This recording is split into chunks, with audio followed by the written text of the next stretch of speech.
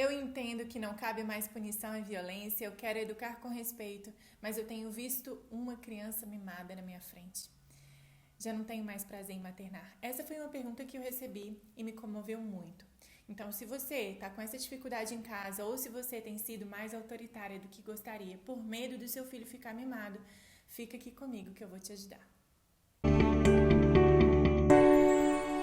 Eu sou Laura Ratti e esse é o Consciência e Afeto, nosso canal de trocas. Aqui tem conteúdo relevante baseado em ciência para você se munir de confiança e educar seus filhos para um futuro seguro.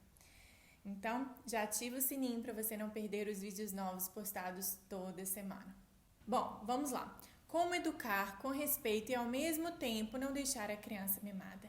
Muitas mamacitas têm receio de fazer diferente, escutar a criança, respeitar a criança por medo de deixar essa criança pirracenta, birrenta, mimada e perder o controle ou criar um descontrolado. Outras mães têm a convicção de que não querem repetir com os próprios filhos a forma como foram educadas. Comigo vai ser tudo diferente, dizem. Afinal, os tempos mudaram. Apenas recentemente as crianças têm ganhado voz. Somente recentemente estamos entendendo que as crianças têm sim querer, vontades. Aliás, a gente está aqui ainda no momento de transição, né? Mas como fazer isso exatamente? Eu posso falar não? Meu filho enlouquece quando eu falo não. Eu tento conversar, ser respeitosa, mas no dia a dia é tudo muito mais complicado do que essa teoria que você fala, Laura. Eu falo que não pode bater na plantinha, mas ele não me escuta. Eu falo que não pode rabiscar a parede, mas ele não me escuta. Eu falo que não pode me bater, mas ele não para de me bater. Eu explico, sorrio, faço carinho, converso, não agrido, mas eu estou desesperada. Meu pequeno não entende. E eu tenho medo até de trazer uma água com a quantidade que ele não quer, porque eu sei que já vai ser um escândalo. Então vamos por partes. Primeiro, a gente precisa entender a que ponto chegamos e o porquê disso. Eliminar a punição não significa permitir que a criança faça o que ela quiser. Essa geração de mães escutou a vida inteira que criança não tem que querer, que é preciso obedecer. Minha mãe já me olhava e eu já sabia que precisava ser feito. Acontece que essa criança que obedecia cegamente, muitas vezes por medo de apanhar ou de não ser tão querida, aprendeu que as suas vontades não eram importantes e que as vontades do outro valiam mais e viviam para agradar os outros, para servir. E quando viraram adolescentes e adultos, não deixaram esse jeito de ser. Quando se tornaram pais, continuaram servindo. O que é lindo, um nobre ato, mas só até não ultrapassar os próprios limites. Ou seja, não dá para dar mais do que a gente pode. Não dá para atropelar as próprias necessidades para dar para o outro, para o filho. Então, olha a lógica. Mulheres que foram obedientes à vontade dos pais era a que valia, não aprenderam a reconhecer o que precisavam, o que queriam, têm filhos. E ainda não reconhecendo os próprios limites e necessidades, dão espaço demasiado para a criança, que também ficam sem entender os próprios limites e ficam sem limites, não sabem até onde podem ir. E todos aqui sofrem e muito. Essa educação que faz focar no outro nos distancia do autocuidado. Não é possível cuidar da criança sem cuidar do adulto que cuida dela. Esse adulto precisa ter clareza dos próprios limites, precisa ter consciência do todo, para mostrar para a criança até onde ela pode ir. A criança não tem juízo crítico para discernir o que ela precisa, o que ela quer ou o que é um capricho. Ela simplesmente está aprendendo a viver no mundo e ela aprende a estar nesse mundo por experimentação. E o nosso papel é mostrar para ela até onde ela pode ir, dando essa margem, esse contorno, porque nós somos os responsáveis por isso. E até onde ela pode ir é onde começam as necessidades e os limites do outro.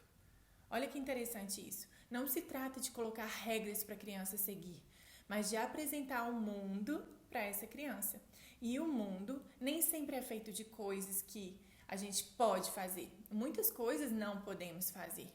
E se mostramos para a criança que quando ela chora, ela vai ter o que ela quer, porque a gente não tolera o seu desconforto emocional, a gente não está apresentando um mundo real para essa criança.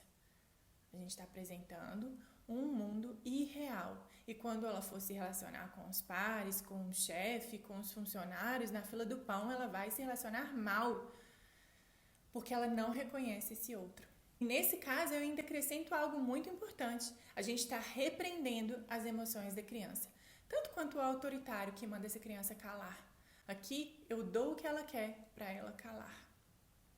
Então, nós, pais, precisamos sim modelar a importância de se cuidar e de cuidar do outro. Não se trata de anular as necessidades e vontades da criança, nem de anular as nossas necessidades e vontades para dar voz à criança. Não precisa ser assim. Se trata de mostrar para a criança que todas as necessidades e vontades são importantes e precisam ser escutadas, que vivemos em um mundo coletivo. Ora, as minhas necessidades serão atendidas, ora, não. É um contínuo balanço para viver bem juntos. Então, sim, essa criança pode chorar porque quer assistir mais TV do que o combinado. Você está escutando o seu desejo, você valida esse desejo, mas nem sempre você vai atender esse desejo. Claro que nós podemos agradar a criança. Eu mimo meu marido com uma coisinha que ele gosta, eu mimo minha irmã com uma coisinha que ela gosta. Eu posso mimar o meu filho, mas que seja uma escolha minha e não uma obrigação porque eu tenho medo da reação dele ou do seu choro. Entende? Então, autoritarismo e permissividade são baseados em medo. Educação consciente não se trata de um equilíbrio entre os dois. Não. Se trata de um caminho alternativo baseado em confiança, consciência e afeto. Inclusive, modelando a importância de se cuidar e de cuidar do outro. Vivendo em um ambiente que não é bom só para mim ou não é bom só para o outro, mas que todas as pessoas se sintam bem. E quando a criança se sente pertencente nesse mundo, porque o adulto escuta o que ela tem para dizer, muitas vezes não só por meio das palavras, mas também quando ela se comporta bem ou mal, e esse adulto valida, ela se sente aceita, vista, querida, amada, segura. E essas são necessidades humanas básicas. E ela se sente bem. E quando ela se sente bem, ela se comporta bem. Então me conta aqui nos comentários o que você achou desse conteúdo e como esse conteúdo ajudou a sua família. E ativa o sininho para você não perder mais nada. A gente se vê logo mais.